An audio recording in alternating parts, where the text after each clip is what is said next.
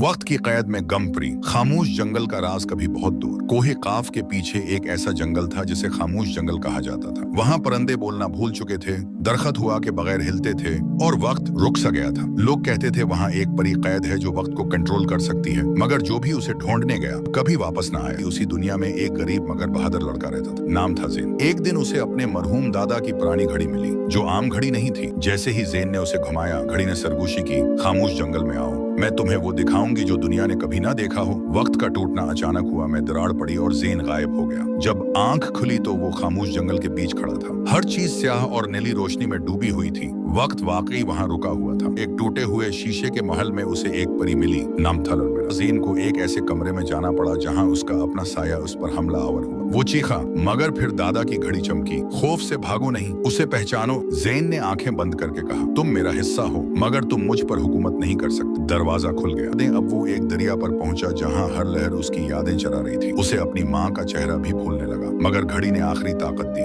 Zen ने अपनी मोहब्बत को याद रखा। दया और सोख गया और दूसरी चाबी मिली। तीसरी चाबी एक देवकामत मुकड़ी के पास थी जो वक्त के धागों से बनी थी। वो बोली, जो माजी में जीता है वो कभी आगे नहीं बढ़ता। ज़ेन ने घड़ी तोड़ दी और कहा, मैं मुस्तकबल का इंतखाब करता हूँ। मकड़ी तहलील हो गई। जैसे ही परी आजाद हुई, आसमान फट गया और ज़ोलान नमूदार हुआ। तुमने मेरी ताकत चरा ली है बच्चे। मगर लुमिरा ने वक्त को मोड़ दिया। लुमिरा ने वक्त को दोबारा बहाना शुरू किया। परिंदे बोलने लगे, दरखत सांस लेने लगे और खामोश जंगल जिंदा हो गया। ज़ेन वापस अपने घर आ गया, मगर अब वो जानता था कि कहीं ना कहीं एक परी वक्त की हिफाजत कर रही है और उसकी घड़ी जो अपने खौफ, यादों और माजी को छोड़ना सीख लेता है, वही वक्त का असल मालिक बनता है।